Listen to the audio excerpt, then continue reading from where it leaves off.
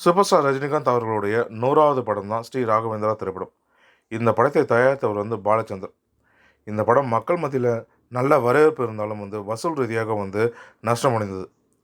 இந்த படம் பெரும் நஷ்டம் அடைந்தனால அவருடைய அடுத்த படமான 101வது திரைப்படத்தை ரஜினிகாந்த் அவர்கள் பணமே வாங்காமல் நடித்து கொடுத்துருக்காங்க. இந்த படத்தில் ரஜினி, ஜனகராஜ், வி.கே. ராமசாமின்னு காமெடியில் எல்லோருமே பொழந்து கட்டியிருப்பாங்க. பாடகர் மனோ கூட முதலாக ரஜினிக்கு இந்த படத்தில் தான் அவர் பாடியும் இருக்கார். இந்த படத்தில் ரஜினிக்கு ஜோடியாக அமலாவும் நடித்திருப்பாங்க. இந்த திரைப்படத்தில் ஒரு பாடல் முழுக்க முழுக்க காஷ்மீரில் எடுத்திருப்பாங்க. இந்த பாடலை பார்த்தாலே ஒரு குழு உணர்வுமே ஏற்படும். இந்த படத்தை இயக்கியவர் எஸ்பி முத்துராமன். நிறைய பாதுகாப்பு வசதிகளை செய்து கொடுத்துருக்காரு. இந்த பாடலை காஷ்மீரில் எடுக்கும் பொழுது காஷ்மீரில் அவ்வளோ குளிர் இருக்கும். அந்த குளிரில் நடனம் ஆடுவது அப்படின்றது மிகவும் சிரமம். இப்படிப்பட்ட சிரமமான விஷயம் இருக்கிறதுனால ரஜினிக்கும் அமலாவுக்கும் கனத்த ஸ்வெட்டர் போன்ற ட்ரெஸ்ஸு போட்டு ஆட வச்சும் இருப்பாங்க. அதே பாடலில் பரதநாட்டியம் ஆடுவது போல் இருக்கும்.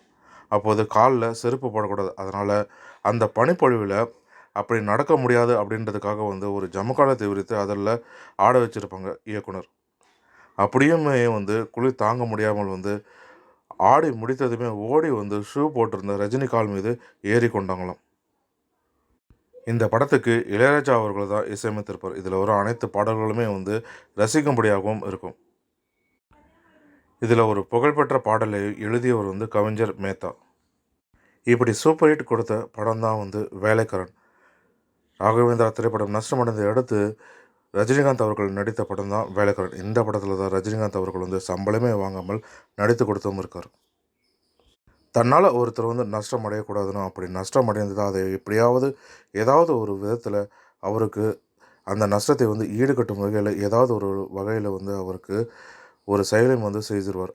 அப்படி தான் ரஜினிகாந்த் அவர்கள் தொடர்ந்து முன்பிலிருந்தே தற்போது வரைக்கும் செய்து கொண்டிருக்கார். மேலும் தமிழ் சினிமா தொடர்பான சுவாரஸ்யமான தகவல்களுக்கு ஆர்என் தமிழ் சினி கலாட்டா யூடியூப் சேனலை பார்க்கவும். நன்றி, வணக்கம்.